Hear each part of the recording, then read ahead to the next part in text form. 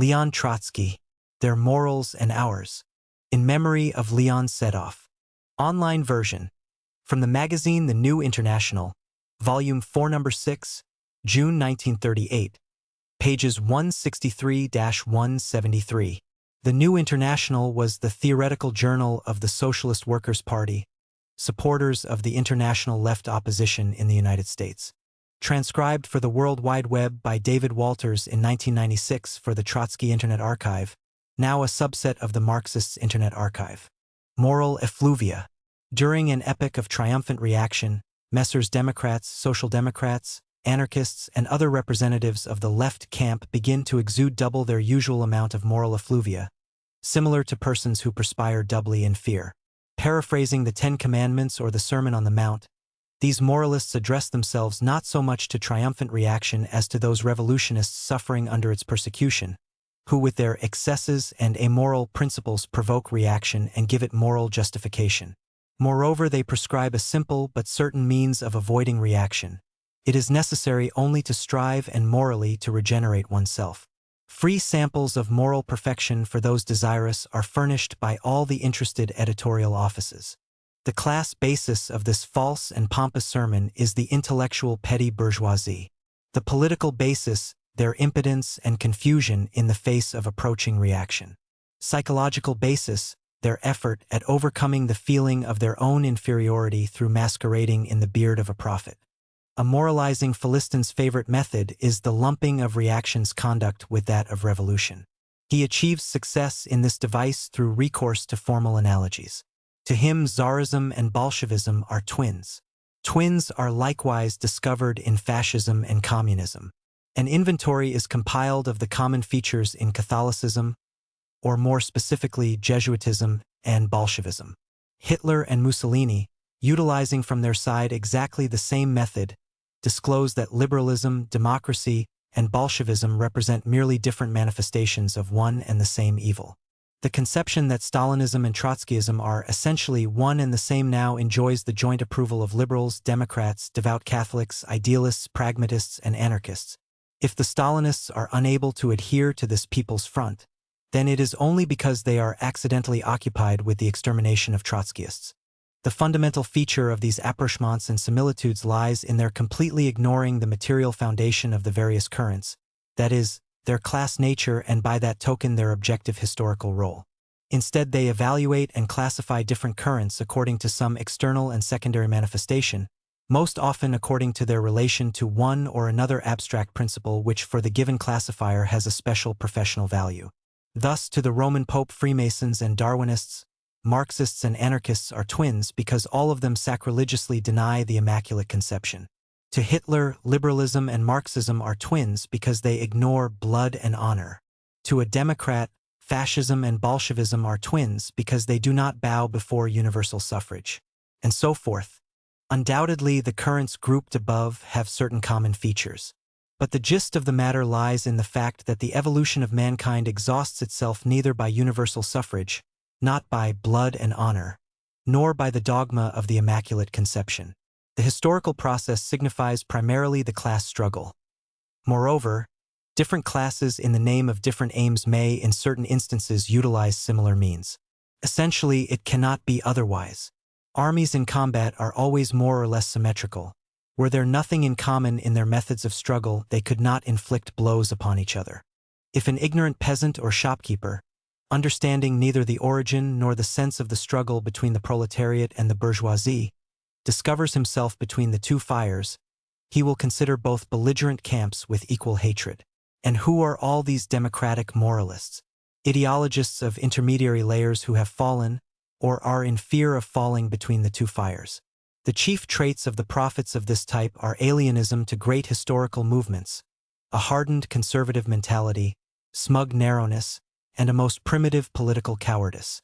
More than anything, moralists wish that history should leave them in peace with their petty books, little magazines, subscribers, common sense, and moral copybooks.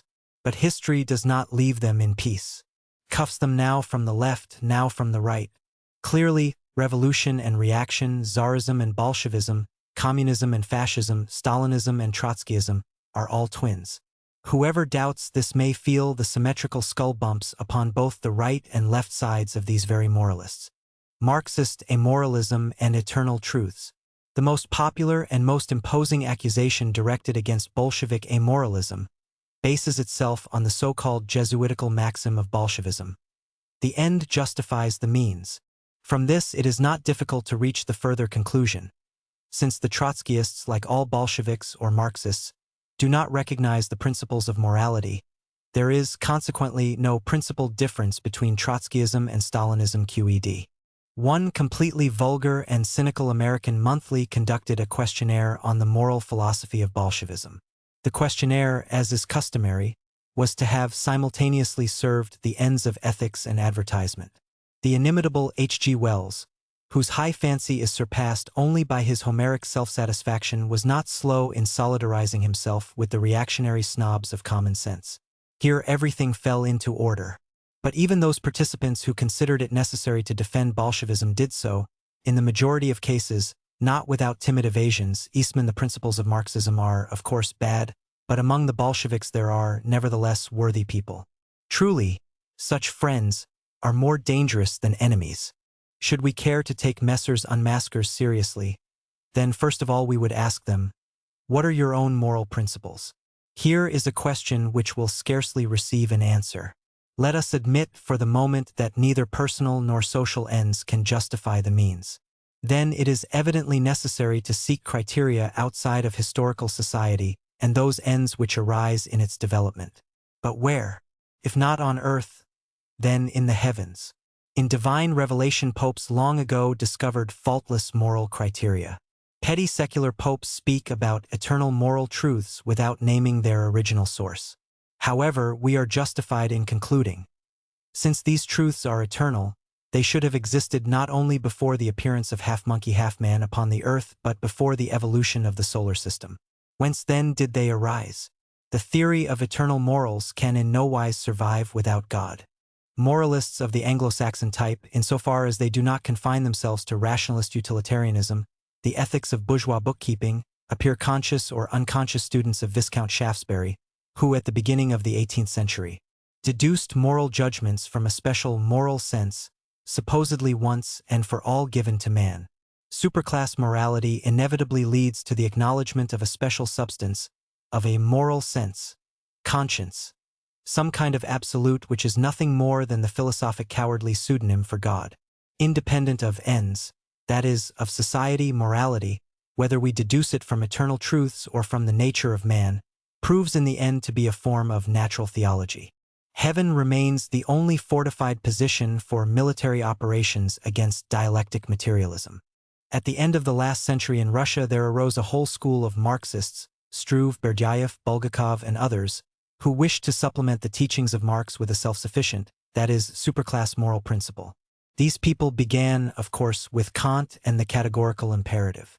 But how did they end? Struve is now a retired minister of the Crimean Baron Wrangel and a faithful son of the Church. Bulgakov is an Orthodox priest. Berdyaev expounds the Apocalypse in sundry languages. These metamorphoses, which seem so unexpected at first glance, are not at all explained by the Slavic soul. Struve has a German soul, but by the sweep of the social struggle in Russia. The fundamental trend of this metamorphosis is essentially international. Classical philosophic idealism, insofar as it aimed in its time to secularize morality, that is, to free it from religious sanction, represented a tremendous step forward, Hegel. But having torn from heaven, moral philosophy had to find earthly roots. To discover these roots was one of the tasks of materialism. After Shaftesbury came Darwin, after Hegel, Marx. To appeal now to eternal moral truths signifies attempting to turn the wheels backward. Philosophic idealism is only a stage, from religion to materialism, or, contrariwise, from materialism to religion. The end justifies the means. The Jesuit order, organized in the first half of the 16th century for combating Protestantism, never taught, let it be said, that any means, even though it be criminal from the point of view of the Catholic morals, was permissible if only it led to the end, that is, to the triumph of Catholicism. Such an internally contradictory and psychologically absurd doctrine was maliciously attributed to the Jesuits by their Protestant and partly Catholic opponents who were not shy in choosing the means for achieving their ends. Jesuit theologians who, like the theologians of other schools, were occupied with the question of personal responsibility, actually taught that the means in itself can be a matter of indifference but that the moral justification or judgment of the given means flows from the end. Thus, shooting in itself is a matter of indifference. Shooting a mad dog that threatens a child a virtue. Shooting with the aim of violation or murder a crime. Outside of these commonplaces, the theologians of this order made no promulgations. Insofar as their practical moral philosophy is concerned, the Jesuits were not at all worse than other monks or Catholic priests. On the contrary, they were superior to them. In any case, more consistent, bolder, and perspicacious. The Jesuits represented a militant organization, strictly centralized, aggressive, and dangerous not only to enemies but also to allies. In his psychology and method of action, the Jesuit of the heroic period distinguished himself from an average priest as the warrior of a church from its shopkeeper. We have no reason to idealize either one or the other, but it is altogether unworthy to look upon a fanatic warrior with the eyes of an obtuse and slothful shopkeeper. If we are to remain in the field of purely formal or psychological similitudes, then it can, if you like, be said that the Bolsheviks appear in relation to the Democrats and Social Democrats of all hues as did the Jesuits in relation to the peaceful ecclesiastical hierarchy. Compared to revolutionary Marxists, the Social Democrats and centrists appear like morons or a quack beside a physician. They do not think one problem through to the end, believe in the power of conjuration, and cravenly avoid every difficulty, hoping for a miracle. Opportunists are peaceful shopkeepers in socialist ideas, while Bolsheviks are its inveterate warriors. From this comes the hatred and slander against Bolsheviks from those who have an abundance of their historically conditioned faults but not one of their merits. However, the juxtaposition of Bolshevism and Jesuitism still remains completely one-sided and superficial, rather of a literary than historical kind. In accordance with the character and interests of those classes upon which they based themselves, the Jesuits represented reaction, the Protestants, progress. The limitedness of this progress, in its turn, found direct expression in the morality of the Protestants. Thus, the teachings of Christ purified by them did not at all hinder the city bourgeois, Luther, from calling for the execution of revolting peasants as mad dogs. Dr. Martin evidently considered that the end justifies the means, even before that maxim was attributed to the Jesuits.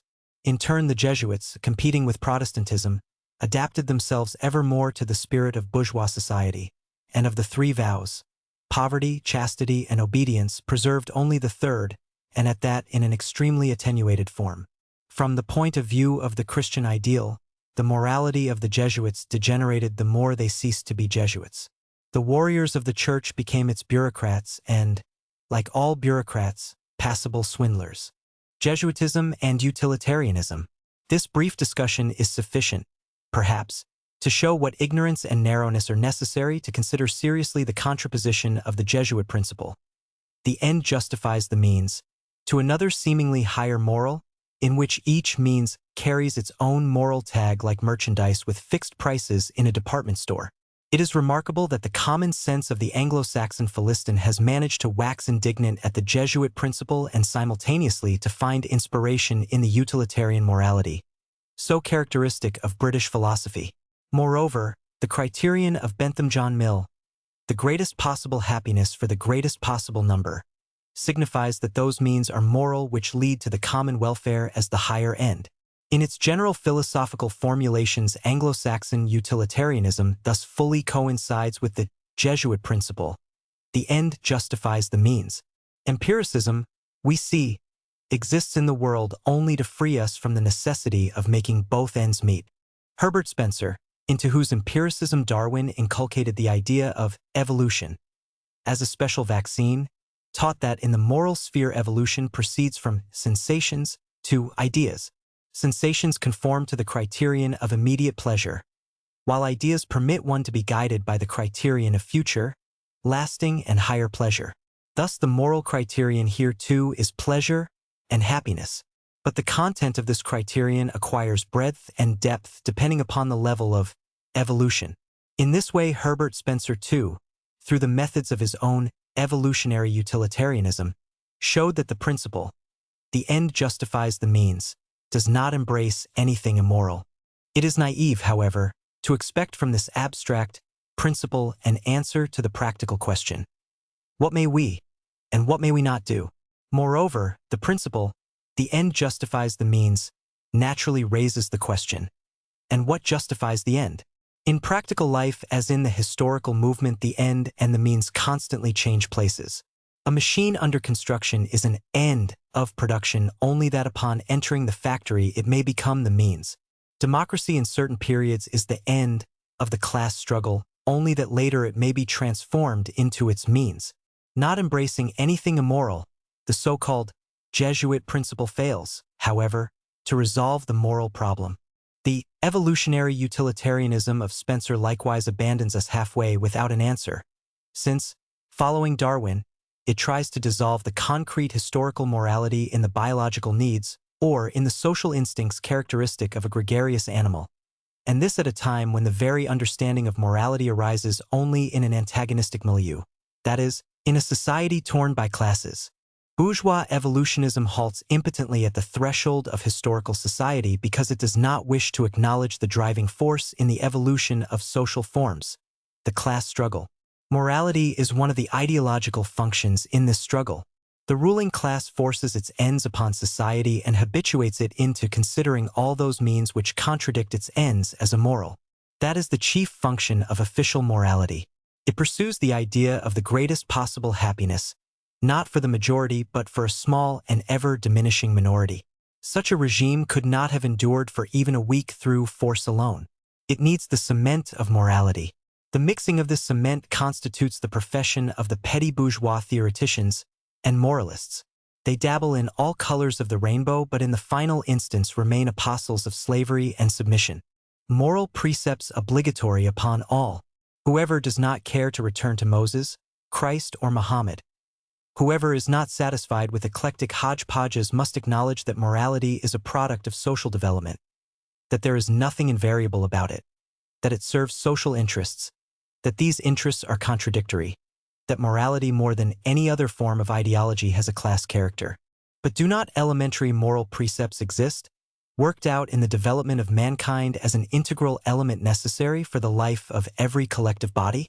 Undoubtedly such precepts exist, but the extent of their action is extremely limited and unstable. Norms obligatory upon all become the less forceful the sharper the character assumed by the class struggle. The highest pitch of the class struggle is civil war, which explodes into mid-air all moral ties between the hostile classes. Under normal conditions, a normal man observes the commandment, "Thou shalt not kill," but if he murders under exceptional conditions for self-defense, the judge condones his action. If he falls victim to a murderer, the court will kill the murderer. The necessity of the court's action, as that of the self-defense, flows from antagonistic interests. Insofar as the state is concerned, in peaceful times it limits itself to individual cases of legalized murder, so that in time of war it may transform the obligatory commandment, "Thou shalt not kill," into its opposite. The most humane governments, which in peaceful times detest war, proclaim during war that the highest duty of their armies is the extermination of the greatest possible number of people. The so-called, generally recognized moral precepts in essence preserve an algebraic, that is, an indeterminate character. They merely express the fact that man, in his individual conduct, is bound by certain common norms that flow from his being a member of society. The highest generalization of these norms is the categorical imperative of Kant.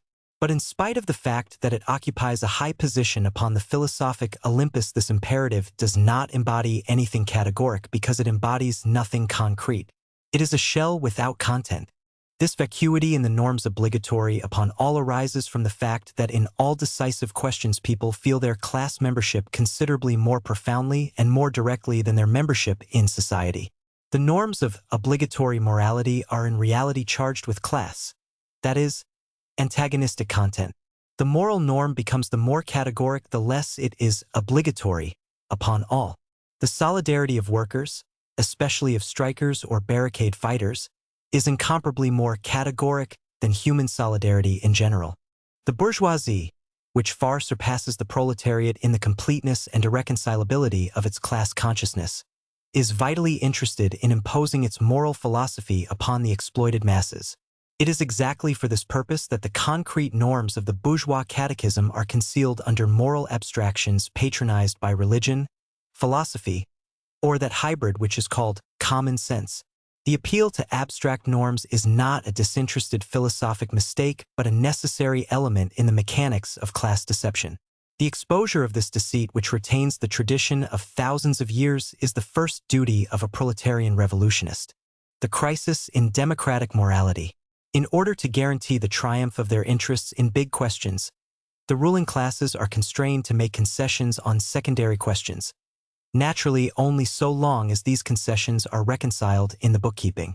During the epoch of capitalistic upsurge, especially in the last few decades before the World War, these concessions, at least in relation to the top layers of the proletariat, were of a completely genuine nature. Industry at that time expanded almost uninterruptedly. The prosperity of the civilized nations, partially, too, that of the toiling masses increased. Democracy appeared solid. Workers' organizations grew. At the same time, reformist tendencies deepened. The relations between the classes softened, at least outwardly. Thus, certain elementary moral precepts in social relations were established along with the norms of democracy and the habits of class collaboration. The impression was created of an ever more free, more just, and more humane society. The rising line of progress seemed infinite to common sense. Instead, however, war broke out with a train of convulsions, crises, catastrophes, epidemics, and bestiality. The economic life of mankind landed in an impasse. The class antagonisms became sharp and naked. The safety valves of democracy began to explode one after the other. The elementary moral precepts seemed even more fragile than the democratic institutions and reformist illusions. Mendacity, slander, bribery, venality, coercion, murder grew to unprecedented dimensions. To a stunned simpleton, all these vexations seem a temporary result of war. Actually, they are manifestations of imperialist decline. The decay of capitalism denotes the decay of contemporary society with its right and its morals. The synthesis of imperialist turpitude is fascism directly begotten of the bankruptcy of bourgeois democracy before the problems of the imperialist epoch. Remnants of democracy continue still to exist only in the rich capitalist aristocracies. For each democrat in England, France, Holland, Belgium, there is a certain number of colonial slaves. 60 families dominate the democracy of the United States, and so forth. Moreover, shoots of fascism grow rapidly in all democracies. Stalinism in its turn is the product of imperialist pressure upon a backward and isolated workers' state, a symmetrical complement in its own genre to fascism. While idealistic Philistines, anarchists of course occupy first place, tirelessly unmask Marxist amoralism in their press. The American trusts, according to John L. Lewis, CIO, are spending not less than $80 million a year on the practical struggle against revolutionary demoralization, that is, espionage, bribery of workers, frame-ups, and dark alley murders. The categorical imperative sometimes chooses circuitous ways for its triumph. Let us note in justice that the most sincere and at the same time the most limited petty bourgeois moralists still live even today in the idealized memories of yesterday and hope for its return. They do not understand that morality is a function of the class struggle, that democratic morality corresponds to the epoch of liberal and progressive capitalism, that the sharpening of the class struggle in passing through its latest phase definitively and irrevocably destroyed this morality, that in its place came the morality of fascism on one side, on the other the morality of proletarian revolution. Common sense, democracy, and generally recognized morality are not the only victims of imperialism. The third suffering martyr is universal common sense. This lowest form of the intellect is not only necessary under all conditions, but under certain conditions is also adequate. Common sense's basic capital consists of the elementary conclusions of universal experience. Not to put one's fingers in fire, whenever possible to proceed along a straight line, not to tease vicious dogs, and so forth and so on. Under a stable social milieu, common sense is adequate for bargaining, healing, writing articles, leading trade unions, voting in parliament, marrying, and reproducing the race. But when that same common sense attempts to go beyond its valid limits into the arena of more complex generalizations, It is exposed as just a clod of prejudices of a definite class and a definite epoch. No more than a simple capitalist crisis brings common sense to an impasse. And before such catastrophes as revolution, counter-revolution, and war, common sense proves a perfect fool. In order to realize the catastrophic transgressions against the normal course of events, higher qualities of intellect are necessary, philosophically expressed as yet only by dialectic materialism.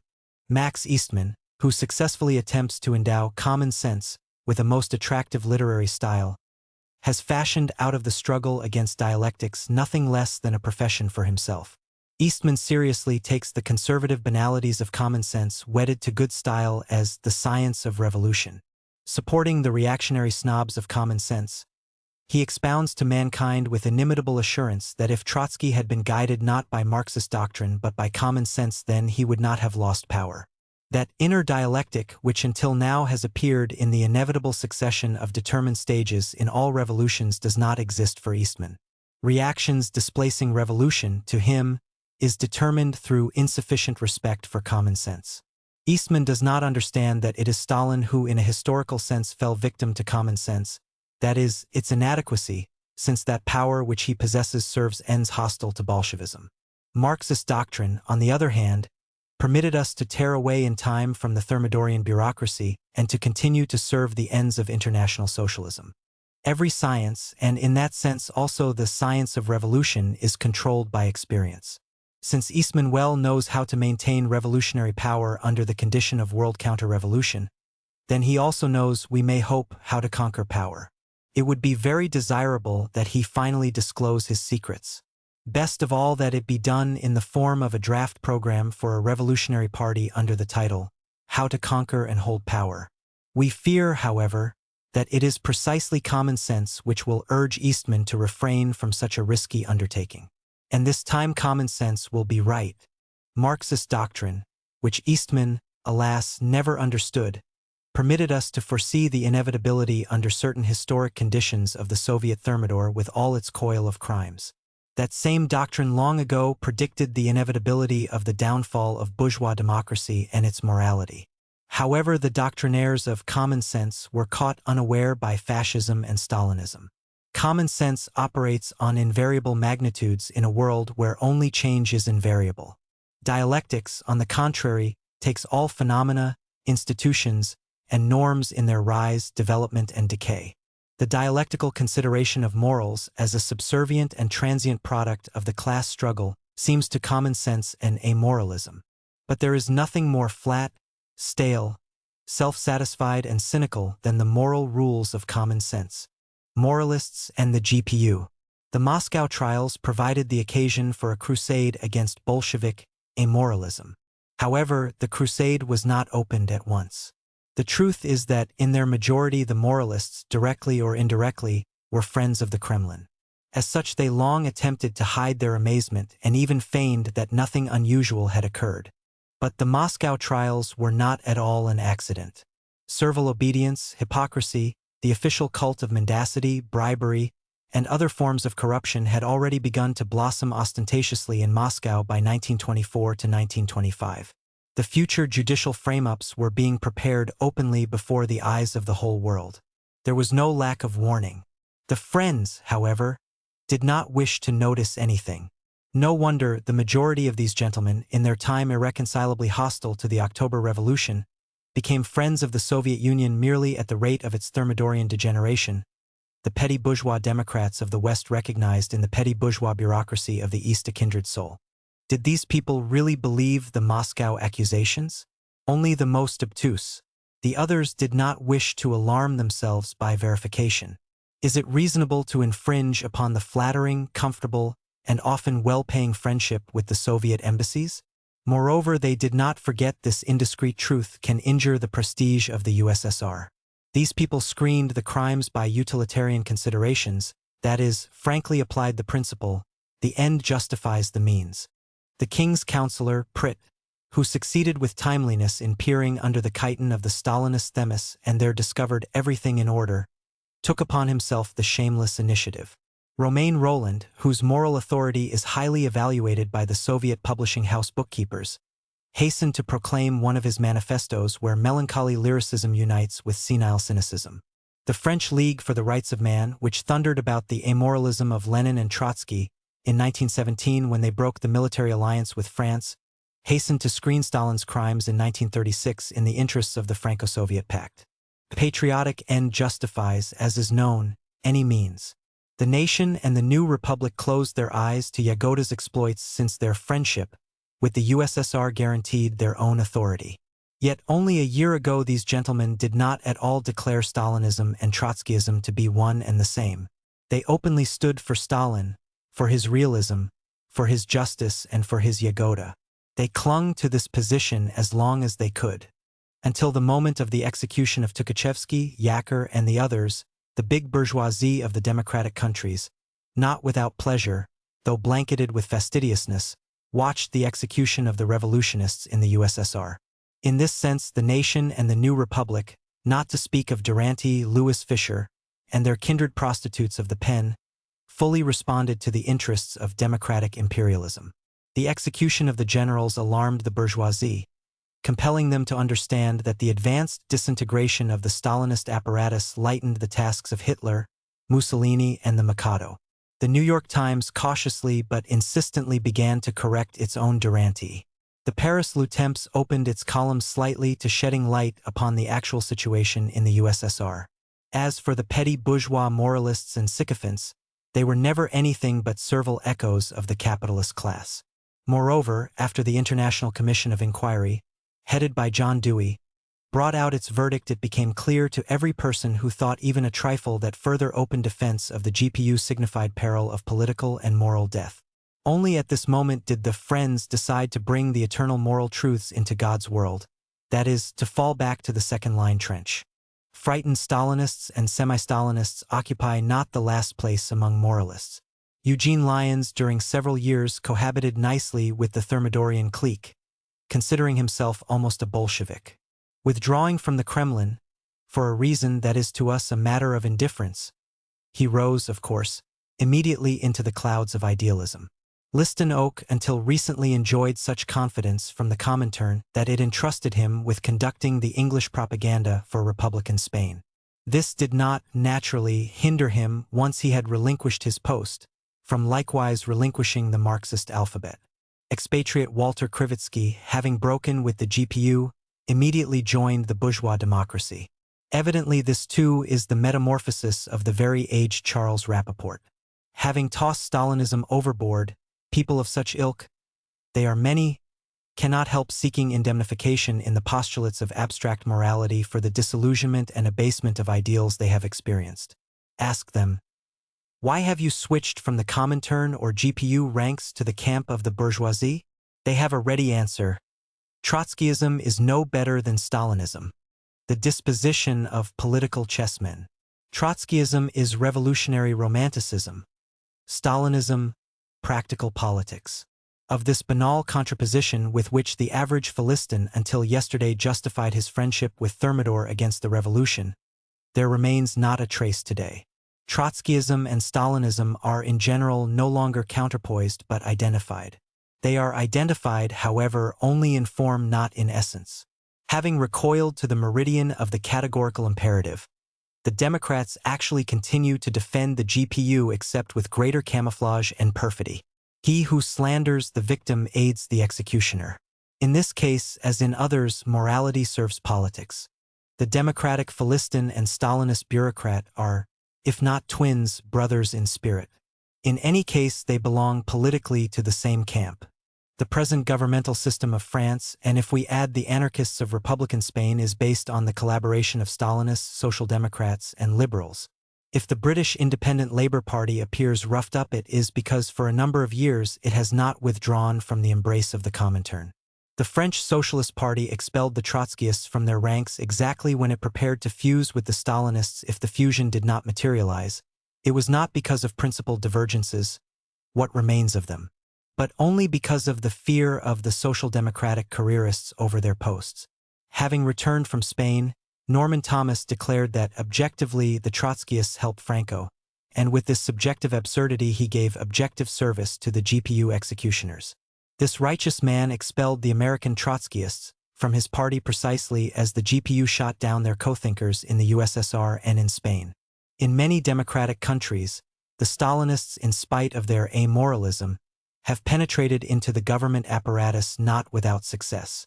In the trade unions, they cohabit nicely with bureaucrats of other hues. True, the Stalinists have an extremely light-minded attitude toward the criminal code and in that way frighten away their democratic friends in peaceful times.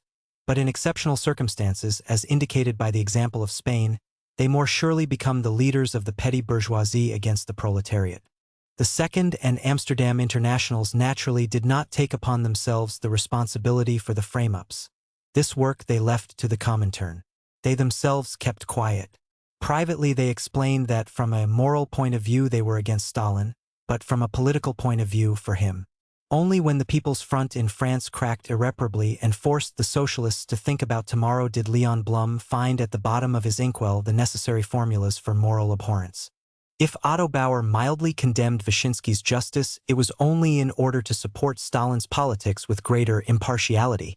The fate of socialism, according to Bauer's recent declaration, is tied with the fate of the Soviet Union.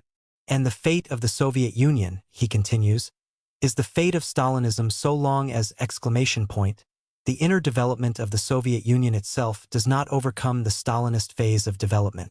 All of Boehner is contained in this remarkable sentence. All of Austro-Marxism, the whole mendacity and rot of the social democracy. So long as the Stalinist bureaucracy is sufficiently strong to murder the progressive representatives of the inner development, until then Boehner sticks with Stalin. When in spite of Bauer the revolutionary forces overthrow Stalin, then Bauer will generously recognize the inner development, with not more than 10 years' delay. Behind the old internationals, the London bureau of the centrists trails along, happily combining in itself the characteristics of a kindergarten, a school for mentally arrested adolescents, and a home for invalids. The secretary of the bureau, Fenner Brockway, began with the declaration that an inquiry into the Moscow trials could harm the USSR, and proposed instead an investigation into the political activity of Trotsky through an impartial commission of 5 irreconcilable enemies of Trotsky. Brandler and Lovestone publicly solidarized with Yagoda. They retreated only from Yezhov. Jacob Walcher, upon an obviously false pretext, refused to give testimony which was unfavorable to Stalin before the International Commission headed by John Dewey. The putrid morals of these people is only a product of their putrid politics. But perhaps the most lamentable role is that played by the anarchists. If Stalinism and Trotskyism are one and the same, as they affirm in every sentence, then why do the Spanish anarchists assist the Stalinists in revenging themselves upon the Trotskyists and at the same time upon the revolutionary anarchists? The more frank anarchist theoreticians respond, this is payment for armaments. In other words, the end justifies the means. But what is their end? Anarchism? Socialism? No, merely the salvaging of this very same bourgeois democracy which prepared fascism's success. To base ends correspond base means. That is the real disposition of the figures on the world political board. Stalinism, a product of the old society. Russia took the greatest leap in history, a leap in which the most progressive forces of the country found their expression. Now, in the current reaction, the sweep of which is proportionate to the sweep of the revolution, backwardness is taking its revenge. Stalinism embodies this reaction. The barbarism of old Russian history upon new social bases seems yet more disgusting since it is constrained to conceal itself in hypocrisy unprecedented in history. The liberals and the social democrats of the West, who were constrained by the Russian Revolution into doubt about their rotted ideas, now experienced a fresh influx of courage. The moral gangrene of the Soviet bureaucracy seemed to them the rehabilitation of liberalism. Stereotyped copybooks are drawn out into the light. Every dictatorship contains the seeds of its own degeneration. Only democracy guarantees the development of personality, and so forth. The contrasting of democracy and dictatorship, including in the given case a condemnation of socialism in favor of the bourgeois regime, stuns one from the point of view of theory by its illiterateness and unscrupulousness. The Stalinist pollution, a historical reality, is counterpoised to democracy, a superhistorical abstraction. But democracy also possesses a history in which there is no lack of pollution. In order to characterize Soviet bureaucracy, we have borrowed the names of Thermidor and Bonapartism from the history of bourgeois democracy because, let this be known to the retarded liberal doctrinaires, democracy came into the world not at all through the democratic road. Only a vulgar mentality can satisfy itself by chewing on the theme that Bonapartism was the natural offspring of Jacobinism, the historical punishment for infringing upon democracy, and so on. Without the Jacobin retribution upon feudalism, bourgeois democracy would have been absolutely unthinkable. Contrasting to the concrete historical stages of Jacobinism, Thermidor Bonapartism, the idealized abstraction of democracy, is as vicious as contrasting the pains of childbirth to a living infant.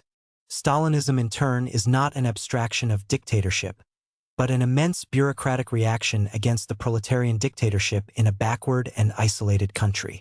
The October Revolution abolished privileges, waged war against social inequality, replaced the bureaucracy with self-government of the toilers, abolished secret diplomacy, strove to render all social relationship completely transparent.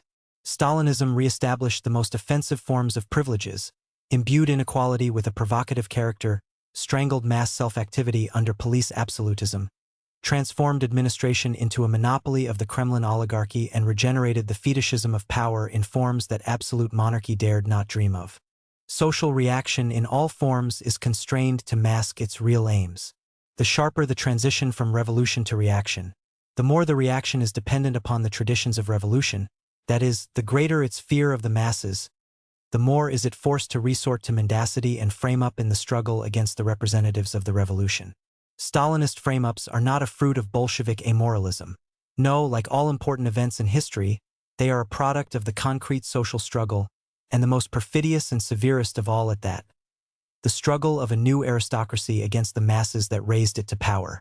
Verily, boundless intellectual and moral obtuseness is required to identify the reactionary police morality of Stalinism with the revolutionary morality of the Bolsheviks. Lenin's party has long ceased to exist. It was shattered between inner difficulties and world imperialism. In its place rose the Stalinist bureaucracy, transmissive mechanism of imperialism. The bureaucracy substituted class collaboration for the class struggle on the world arena, social patriotism for internationalism. In order to adapt the ruling party to the tasks of reaction, the bureaucracy renewed its composition through executing revolutionists and recruiting careerists. Every reaction regenerates, nourishes, and strengthens those elements of the historic past which the revolution struck but which it could not vanquish. The methods of Stalinism bring to the highest tension, to a culmination and at the same time to an absurdity, all those methods of untruth, brutality, and baseness which constitute the mechanics of control in every class society, including also that of democracy. Stalinism is a single clot of all monstrosities of the historical state, its most malicious caricature and disgusting grimace. When the representatives of old society puritanically counterpoise a sterilized democratic abstraction to the gangrene of Stalinism, we can with full justice recommend to them, as to all of old society, that they fall enamored of themselves in the warped mirror of Soviet Thermidor. True, the GPU far surpasses all other regimes in the nakedness of its crimes.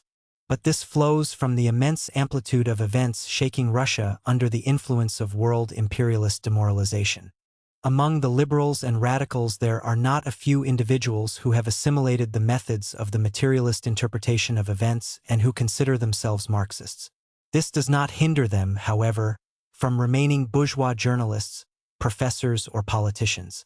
A Bolshevik is inconceivable, of course, without the materialist method, in the sphere of morality too.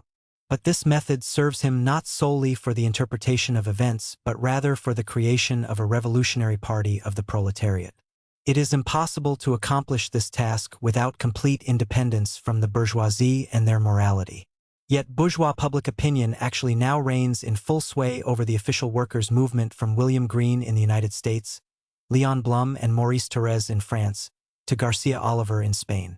In this fact, the reactionary character of the present period reaches its sharpest expression. A revolutionary Marxist cannot begin to approach his historical mission without having broken morally from bourgeois public opinion and its agencies in the proletariat. For this, moral courage of a different caliber is required than that of opening wide one's mouth at meetings and yelling, "Down with Hitler! Down with Franco!" It is precisely this resolute, completely thought-out, inflexible rupture of the Bolsheviks from conservative moral philosophy, not only of the big but of the petty bourgeoisie, which mortally terrorizes democratic phrasemongers, drawing-room prophets, and lobbying heroes. From this is derived their complaints about the amoralism of the Bolsheviks. Their identification of bourgeois morals with morals in general can best of all, perhaps, be verified at the extreme left wing of the petty bourgeoisie, precisely in the centrist parties of the so-called London Bureau. Since this organization recognizes the program of proletarian revolution, our disagreements with it seem, at first glance, secondary.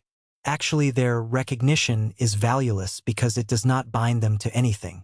They recognize the proletarian revolution as the Kantians recognized the categorical imperative, that is, as a holy principle but not applicable to daily life. In the sphere of practical politics, they unite with the worst enemies of the revolution, reformists and Stalinists, for the struggle against us. All their thinking is permeated with duplicity and falsehood. If the centrists, according to a general rule, do not raise themselves to imposing crimes, it is only because they forever remain in the byways of politics. They are, so to speak, petty pickpockets of history. For this reason, they consider themselves called upon to regenerate the workers' movement with a new morality. At the extreme left wing of this left fraternity stands a small and politically completely insignificant grouping of German émigrés who published the paper Neuer Weg, The New Road. Let us bend down lower and listen to these revolutionary indicters of Bolshevik immoralism.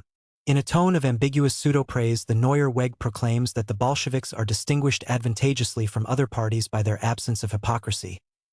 They openly declare what others quietly apply in fact, that is, the principle, the end justifies the means. But according to the convictions of Neuer Weg, such a bourgeois precept is incompatible with a healthy socialist movement. Lying and worse are not permissible means of struggle, as Lenin still considered. The word still evidently signifies that Lenin did not succeed in overcoming his delusions only because he failed to live until the discovery of the new road. In the formula, lying and worse evidently signifies violence, murder, and so on, since under equal conditions violence is worse than lying, and murder the most extreme form of violence. We thus come to the conclusion that lying, violence, murder are incompatible with a healthy socialist movement. What, however, is our relation to revolution? Civil war is the most severe of all forms of war. It is unthinkable not only without violence against tertiary figures but, under contemporary technique, without murdering old men, old women, and children. Must one be reminded of Spain? The only possible answer of the friends of Republican Spain sounds like this: civil war is better than fascist slavery. But this completely correct answer merely signifies that the end, democracy or socialism, justifies under certain conditions such means as violence and murder. Not to speak about lies. Without lies, war would be as unimaginable as a machine without oil. In order to safeguard even the session of the Cortes, February 1, 1938, from fascist bombs, the Barcelona government several times deliberately deceived journalists and their own population. Could it have acted in any other way? Whoever accepts the end, victory over Franco, must accept the means. Civil war with its wake of horrors and crimes. Nevertheless, lying and violence in themselves warrant condemnation? Of course, even as does the class society which generates them. A society without social contradictions will naturally be a society without lies and violence. However, there is no way of building a bridge to that society save by revolutionary, that is, violent means. The revolution itself is a product of class society and of necessity bears its traits. From the point of view of eternal truths, revolution is of course anti-moral. But this merely means that idealist morality is counter-revolutionary, that is, in the service of the exploiters. Civil war, will perhaps respond the philosopher caught unawares, is however a sad exception. But in peaceful times a healthy socialist movement should manage without violence and lying. Such an answer, however, represents nothing less than a pathetic evasion. There is no impervious demarcation between peaceful class struggle and revolution. Every strike embodies in an unexpanded form all the elements of civil war. Each side strives to impress the opponent with an exaggerated representation of its resoluteness to struggle and its material resources. Through their press, agents, and spies the capitalists' labor to frighten and demoralize the strikers. From their side, the workers' pickets, where persuasion does not avail, are compelled to resort to force. Thus, lie and worse are an inseparable part of the class struggle even in its most elementary form. It remains to be added that the very conception of truth and lie was born of social contradictions. Revolution and the institution of hostages. Stalin arrests and shoots the children of his opponents after these opponents have been themselves executed under false accusations. With the help of the institution of family hostages, Stalin compels those Soviet diplomats to return from abroad who permitted themselves an expression of doubt upon the infallibility of Yagoda or Yezhov. The moralists of Neuerweg consider it necessary and timely to remind us on this occasion of the fact that Trotsky in 1919 also introduced a law upon hostages. But here it becomes necessary to quote literally, "The detention of innocent relatives by Stalin is disgusting barbarism. But it remains a barbarism as well when it was dictated by Trotsky, 1919. Here is the idealistic moralist in all his beauty. His criteria are as false as the norms of bourgeois democracy. In both cases parity is supposed where in actuality there is not even a trace of it.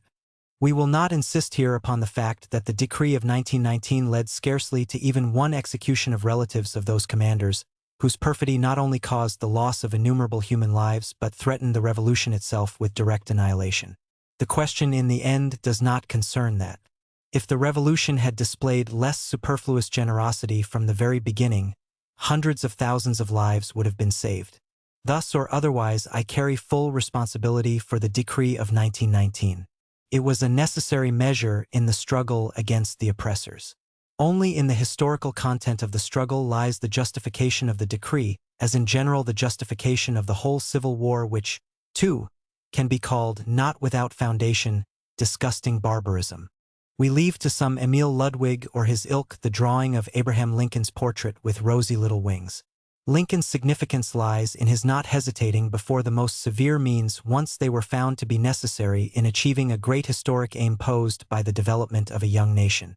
The question lies not even in which of the warring camps caused or itself suffered the greatest number of victims. History has different yardsticks for the cruelty of the Northerners and the cruelty of the Southerners in the Civil War. A slave owner who through cunning and violence shackles a slave in chains, and a slave who through cunning or violence breaks the chains. Let not the contemptible eunuchs tell us that they are equals before a court of morality. After the Paris Commune had been drowned in blood and the reactionary knaves of the whole world dragged its banner in the filth of vilification and slander, there were not a few democratic Philistines who, adapting themselves to reaction, slandered the communards for shooting 64 hostages headed by the Paris Archbishop. Marx did not hesitate a moment in defending this bloody act of the Commune. In a circular issued by the General Council of the First International, in which seethes the fiery eruption of lava, Marx first reminds us of the bourgeoisie adopting the institution of hostages in the struggle against both colonial peoples and their own toiling masses, and afterwards refers to the systematic execution of the Commune captives by the frenzied reactionaries. Continuing, "The Commune, to protect the captives' lives, was obliged to resort to the Prussian practice of securing hostages. The lives of the hostages had been forfeited over and over again by the continued shooting of prisoners on the part of the Versailles. How could they be spared any longer after the carnage with which MacMahon's Praetorians celebrated their entry into Paris? Was even the last check upon the unscrupulous ferocity of bourgeois governments, the taking of hostages, to be made a mere sham of? Thus Marx defended the execution of hostages, although behind his back in the General Council sat not a few Fenner Brockways, Norman Thomases, and other Otto Bauers. But so fresh was the indignation of the world proletariat against the ferocity of the Versailles that the reactionary moralistic bunglers preferred to keep silent in expectation of times more favorable to them which, alas, were not slow in appearing. Only after the definite triumph of reaction did the petty bourgeois moralists, together with the trade union bureaucrats and the anarchist phrasemongers, destroy the First International. When the October Revolution was defending itself against the united forces of imperialism on a 5,000-mile front, the workers of the whole world followed the course of the struggle with such ardent sympathy that in their forums it was extremely risky to indict the disgusting barbarism of the institution of hostages. Complete degeneration of the Soviet state and the triumph of reaction in a number of countries was necessary before the moralists crawled out of their crevices to aid Stalin. If it is true that the reparations safeguarding the privileges of the new aristocracy have the same moral value as the revolutionary measures of the liberating struggle, then Stalin is completely justified, if the proletarian revolution is not completely condemned. Seeking examples of immorality in the events of the Russian Civil War, Messrs. Moralists find themselves at the same time constrained to close their eyes to the fact that the Spanish Revolution also produced an institution of hostages, at least during that period when it was a genuine revolution of the masses. If the craftiness, in other words, without lying and deceit, may the Gerunditers dare not attack the Spanish workers for their disgusting barbarism, it is only because the ground of the Pyrenean Peninsula is still too hot for them. It is considerably more convenient to return to 1919. This is already history. The old men have forgotten and the young ones have not yet learned. For the same reason Pharisees of various hues return to Kronstadt and Machno with such obstinacy. Here exists a free outlet for moral effluvia. Morality of the Kafirs. It is impossible not to agree with the moralists that history chooses grievous pathways. But what type of conclusion for practical activity is to be drawn from this? Leo Tolstoy recommended that we ignore the social conventions and perfect ourselves. Mahatma Gandhi advises that we drink goat's milk. Alas, the revolutionary moralists of Neuerweg did not drift far from these recipes. We should free ourselves, they preach, from those morals of the Kafirs to whom only what the enemy does is wrong. Excellent advice. We should free ourselves. Tolstoy recommended in addition that we free ourselves from the sins of the flesh. However, statistics fail to confirm the success of his recommendation. Our centrist mannequins have succeeded in elevating themselves to superclass morality in a class society. But almost 2,000 years have passed since it was stated, "Love your enemies, offer also the other cheek." However, even the Holy Roman Father so far has not freed himself from hatred against his enemies. Truly, Satan, the enemy of mankind, is powerful. To apply different criteria to the actions of the exploiters and the exploited signifies, according to these pitiful mannequins, standing on the level of the morals of the Kafirs. First of all, such a contemptuous reference to the Kafirs is hardly proper from the pen of socialists. Are the morals of the Kafirs really so bad? Here is what the Encyclopedia Britannica says upon the subject. In their social and political relations they display great tact and intelligence. They are remarkably brave, warlike, and hospitable, and were honest and truthful until through contact with the whites they became suspicious, revengeful, and thievish, besides acquiring most European vices. It is impossible not to arrive at the conclusion that white missionaries, preachers of eternal morals, participated in the corruption of the Kafirs. If we should tell the Twaler Kafir how the workers arose in a part of our planet and caught their exploiters unawares, he would be very pleased. On the other hand, he would be chagrined to discover that the oppressors had succeeded in deceiving the oppressed. A Kafir who has not been demoralized by missionaries to the marrow of his bones will never apply one and the same abstract moral norms to the oppressors and the oppressed. Yet he will easily comprehend an explanation that it is the function of these abstract norms to prevent the oppressed from arising against their oppressors. What an instructive coincidence! In order to slander the Bolsheviks, the missionaries of Neuerweg were compelled at the same time to slander the Kafirs. Moreover, in both cases the slander follows the line of the official bourgeois lie, against revolutionists and against the colored races. No, we prefer the Kafirs to all missionaries, both spiritual and secular. It is not necessary in any case, however, to overestimate the conscientiousness of the moralists of Neuerweg and other cul-de-sacs. The intentions of these people are not so bad. But despite these intentions they serve as levers in the mechanics of reaction. In such a period as the present, when the petty bourgeois parties who cling to the liberal bourgeoisie or its shadow, the politics of the People's Front, paralyze the proletariat and pave the road for fascism, Spain, France. The Bolsheviks, that is, revolutionary Marxists, become especially odious figures in the eyes of bourgeois public opinion. The fundamental political pressure of our time shifts from right to left. In the final analysis, the whole weight of reaction bears down upon the shoulders of a tiny revolutionary minority. This minority is called the Fourth International. Voilà l'ennemi. There is the enemy. In the mechanics of reaction, Stalinism occupies many leading positions. All groupings of bourgeois society, including the anarchists, utilize its aid in the struggle against the proletarian revolution. At the same time, the petty bourgeois Democrats attempt, at least to the extent of 50%, to cast the repulsiveness of the crimes of its Moscow ally upon the indomitable revolutionary minority. Herein lies the sense of the now stylish dictum: Trotskyism and Stalinism are one and the same. The adversaries of the Bolsheviks and the Kafirs thus aid reaction in slandering the party of revolution. The immoralism of Lenin. The Russian socialist revolutionaries were always the most moral individuals. Essentially, they were composed of ethics alone. This did not prevent them, however, at the time of revolution from deceiving the Russian peasants. In the Parisian organ of Kerensky, that very ethical socialist who was the forerunner of Stalin in manufacturing spurious accusations against the Bolsheviks, another old socialist revolutionary Zenzinov writes, Lenin, as is known, taught that for the sake of gaining the desired ends communists can, and sometimes must resort to all sorts of devices, maneuvers and subterfuge. New Russia, February 17, 1938, page 3. From this they draw the ritualistic conclusion: Stalinism is the natural offspring of Leninism. Unfortunately, the ethical indicter is not even capable of quoting honestly. Lenin said, "It is necessary to be able to resort to all sorts of devices, maneuvers, and illegal methods, to evasion and subterfuge, in order to penetrate into the trade unions, to remain in them, and to carry on communist work, and then at all costs." The necessity for evasion and maneuvers, according to Lenin's explanation, is called forth by the fact that the reformist bureaucracy, betraying the workers to capital, baits revolutionists, persecutes them, and even resorts to turning the bourgeois police upon them. Maneuvers and subterfuge are in this case only methods of valid self-defense against the perfidious reformist bureaucracy. The party of this very Zenzinov once carried on illegal work against Tsarism and later against the Bolsheviks.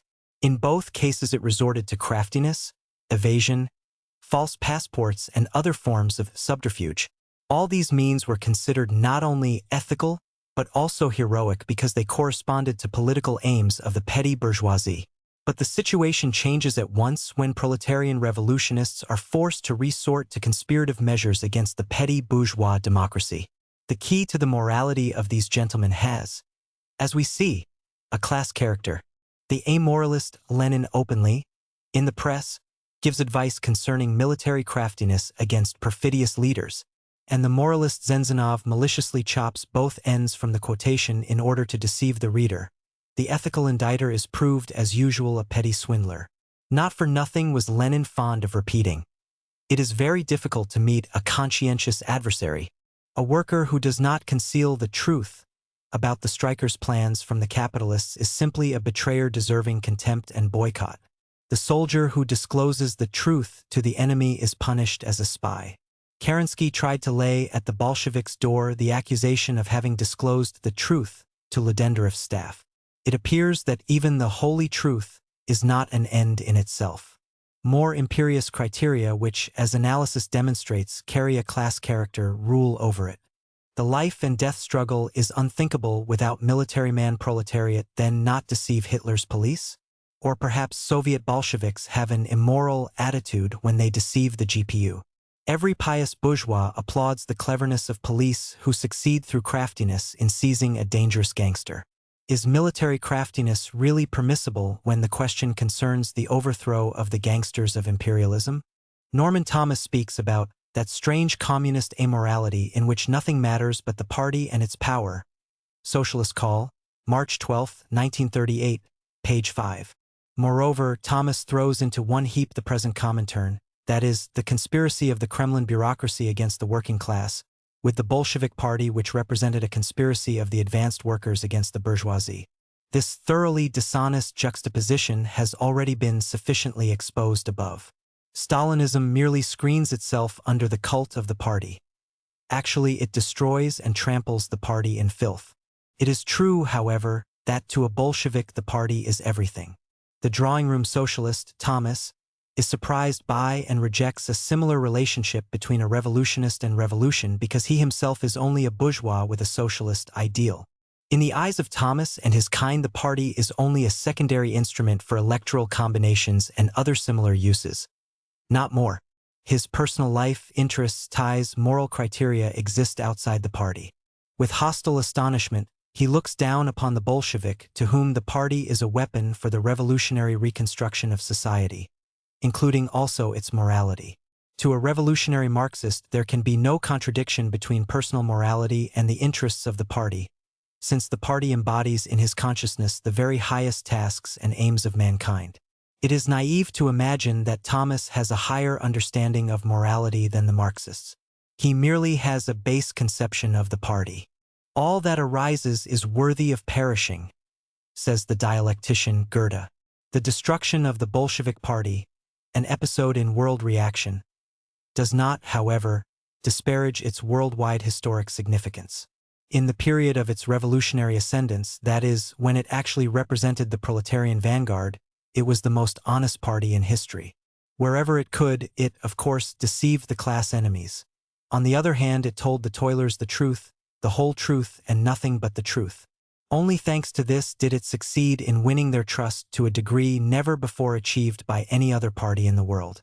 The clerks of the ruling classes call the organizers of this party amoralists. In the eyes of conscious workers, this accusation carries a complimentary character. It signifies, Lenin refused to recognize moral norms established by slave owners for their slaves and never observed by the slave owners themselves. He called upon the proletariat to extend the class struggle into the moral sphere too. Whoever fawns before precepts established by the enemy will never vanquish that enemy.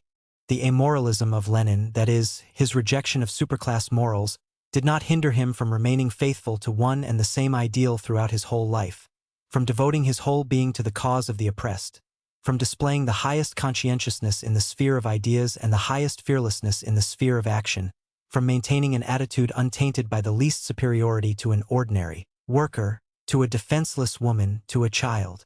Does it not seem that amoralism, in the given case, is only a pseudonym for higher human morality? An instructive episode. Here it is proper to relate an episode which, in spite of its modest dimensions, does not badly illustrate the difference between their morals and ours. In 1935, through a letter to my Belgian friends, I developed the conception that the attempt of a young revolutionary party to organize its own trade unions is equivalent to suicide. It is necessary to find the workers where they are. But this means paying dues in order to sustain an opportunist apparatus? Of course, I replied. For the right to undermine the reformists, it is necessary temporarily to pay them a contribution. But reformists will not permit us to undermine them? True, I answered. Undermining demands conspirative measures. Reformists are the political police of the bourgeoisie within the working class. We must act without their permission, and against their interdiction through an accidental raid on Comrade D's home in connection, if I am not mistaken, with the matter of supplying arms for the Spanish workers. The Belgian police seized my letter.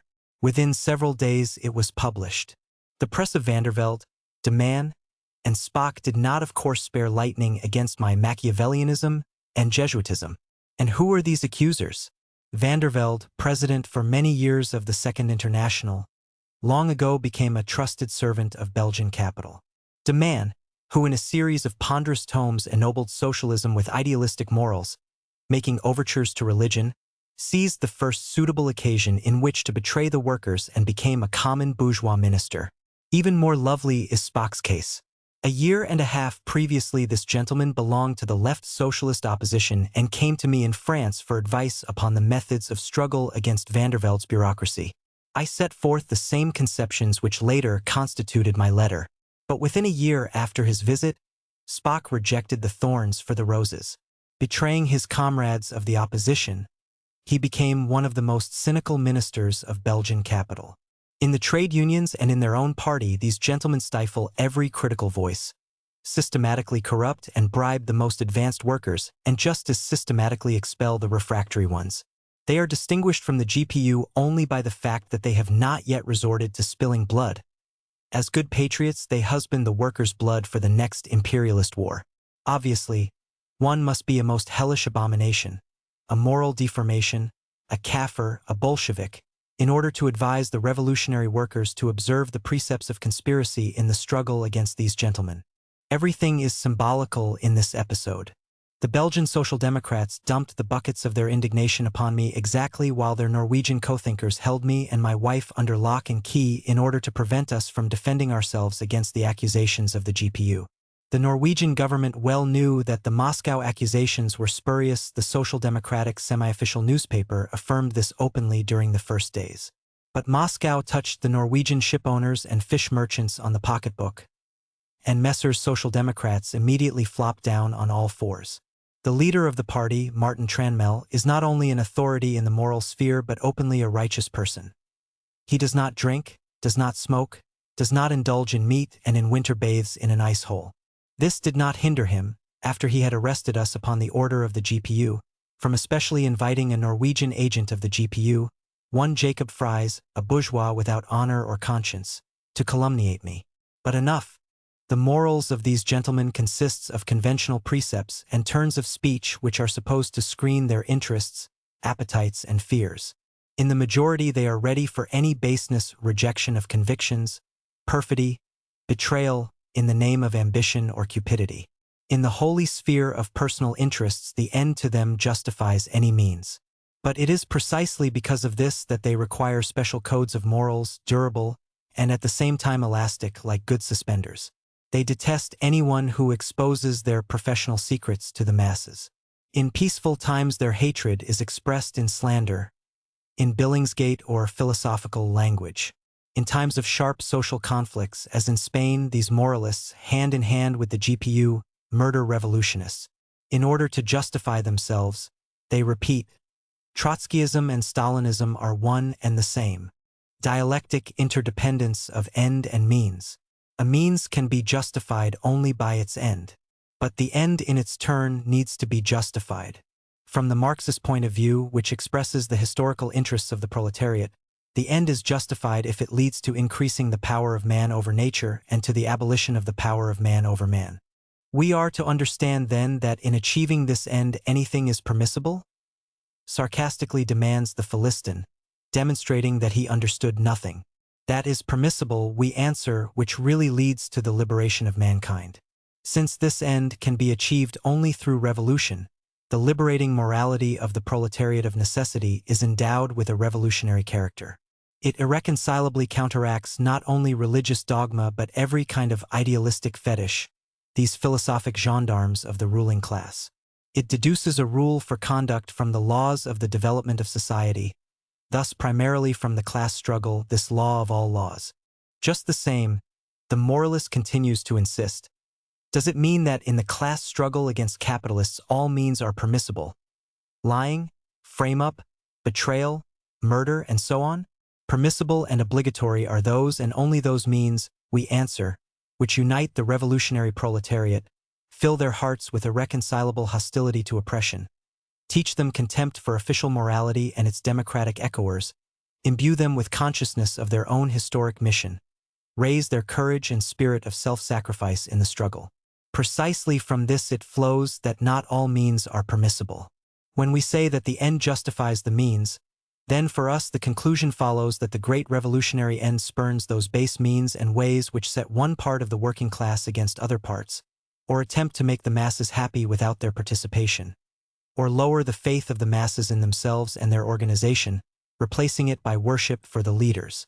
Primarily and irreconcilably, revolutionary morality rejects servility in relation to the bourgeoisie and haughtiness in relation to the toilers, that is, those characteristics in which petty bourgeois pedants and moralists are thoroughly steeped. These criteria do not, of course, give a ready answer to the question as to what is permissible and what is not permissible in each separate case. There can be no such automatic answers. Problems of revolutionary morality are fused with the problems of revolutionary strategy and tactics. The living experience of the movement under the clarification of theory provides the correct answer to these problems. Dialectic materialism does not know dualism between means and end. The end flows naturally from the historical movement. Organically, the means are subordinated to the end. The immediate end becomes the means for a further end. In his play, Franz von Sickingen, Ferdinand Lassalle puts the following words into the mouth of one of the heroes. Show not the goal, but show also the path, so closely interwoven, our path and goal that each with other ever changes and other paths forthwith. Another goal set up. Lassalle's lines are not at all perfect. Still worse is the fact that in practical politics Lassalle himself diverged from the above expressed precept. It is sufficient to recall that he went as far as secret agreements with Bismarck.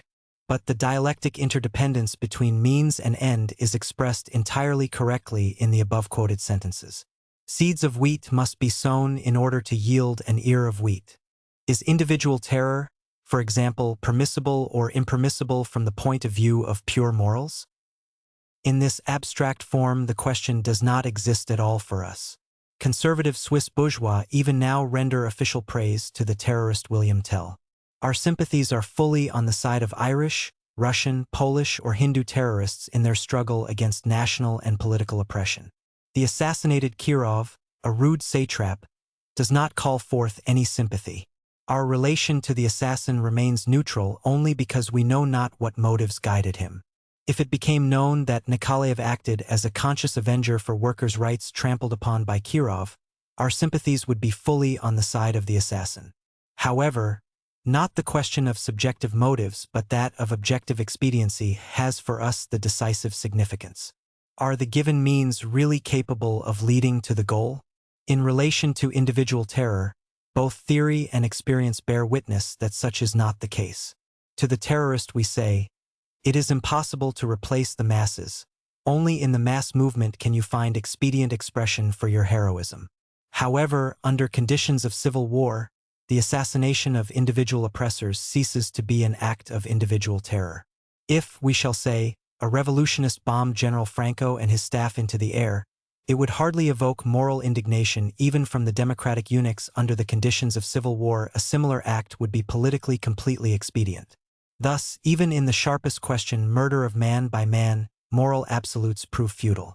Moral evaluations, together with those political, flow from the inner needs of struggle. The liberation of the workers can come only through the workers themselves. There is, therefore, no greater crime than deceiving the masses, palming off defeats as victories, friends as enemies, bribing workers' leaders, fabricating legends, staging false trials, in a word, doing what the Stalinists do. These means can serve only one end, lengthening the domination of a clique already condemned by history. But they cannot serve to liberate the masses. That is why the Fourth International leads against Stalinism a life-and-death struggle. The masses, of course, are not at all impeccable. Idealization of the masses is foreign to us. We have seen them under different conditions, at different stages, and in addition in the biggest political shocks. We have observed their strong and weak sides. Their strong side, resoluteness, self-sacrifice, heroism, has always found its clearest expression in times of revolutionary upsurge. During this period, the Bolsheviks headed the masses. Afterward, a different historical chapter loomed when the weak side of the oppressed came to the forefront. Heterogeneity, insufficiency of culture, narrowness of world outlook. The masses, tired of the tension, became disillusioned, lost faith in themselves, and cleared the road for the new aristocracy. In this epoch, the Bolsheviks, Trotskyists, found themselves isolated from the masses. Practically, we went through two such big historic cycles. 1897 to 1905, years of flood tide. 1907 to 1913, years of the ebb. 1917 to 1923, a period of upsurge unprecedented in history. Finally, a new period of reaction which has not ended even today. In these immense events, the Trotskyists learned the rhythm of history, that is, the dialectics of the class struggle. They also learned, it seems, and to a certain degree successfully, how to subordinate their subjective plans and programs to this objective rhythm. They learned not to fall into despair over the fact that the laws of history do not depend upon their individual tastes and are not subordinated to their own moral criteria. They learned to subordinate their individual desires to the laws of history. They learned not to become frightened by the most powerful enemies if their power is in contradiction to the needs of historical development. They know how to swim against the stream in the deep conviction that the new historic flood will carry them to the other shore. Not all will reach that shore, many will drown.